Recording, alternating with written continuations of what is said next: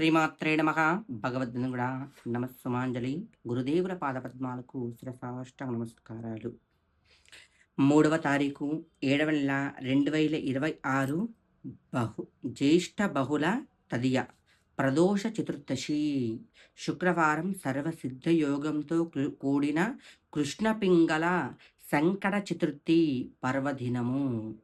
కృష్ణ పింగళ అనే నామముతో అర్ధనారీశ్వర తత్వానికి సంబంధించినది. కృష్ణ అంటే నలుపు, పింగళ అంటే ఎరుపు. ఎరుపు నలుపు కలిపి ఉన్నది.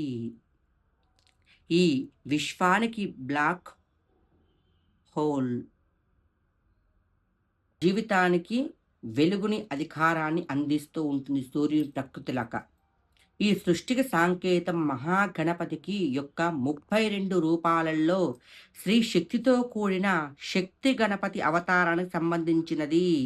ఈ నామమునే ఈ కృష్ణ పింగళ నామమును ఈ రోజున మహాగణపతికి సాయంకాలం పూట 6 గంటల నుండి 8 గంటల మధ్యలో ప్రదోషకాలం నందు అభిషేకం చేసి గరికతో స్వామివారిని అర్చించి అభిషేకం చేసినా కూడా చాలా చాలా యోగదాయకము.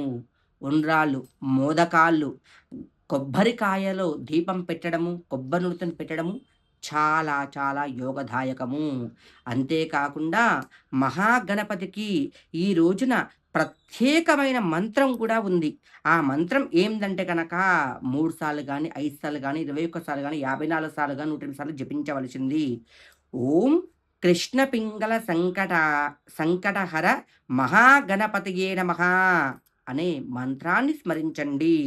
ప్రతి సంకటహర చతుర్థి రోజున కొబ్బరితో దీపారాధన చేస్తారు కదా, అందులో ఈ రోజున విశేషమైనది కనుక కొబ్బరికాయ పగలగొట్టి కొబ్బరి చిప్పలందు కొబ్బరిని పోసి దీపారాధన చేస్తారు కదా, తెల్ల ఆవాలు కొద్ది కొద్దిగా వెయ్యండి.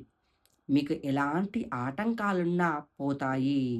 కావున విఘ్నేశ్వరుని కృప అందరిపై ఉండాలని విద్యార్థులకు విద్యాబుద్ధి శక్తి గణపతికి సంబంధించింది శుక్రవారంతో రావడము శ్రీ శక్తికి సంబంధించింది. కావున విఘ్నాలన్నీ పోతాయి. కావున మహాగణపతి కృప అందరిపై ఉంటుందని మనసా వాచా కర్మణ ధ్యానిస్తూ ఉన్నాను. శ్రీమాత్రే నమః.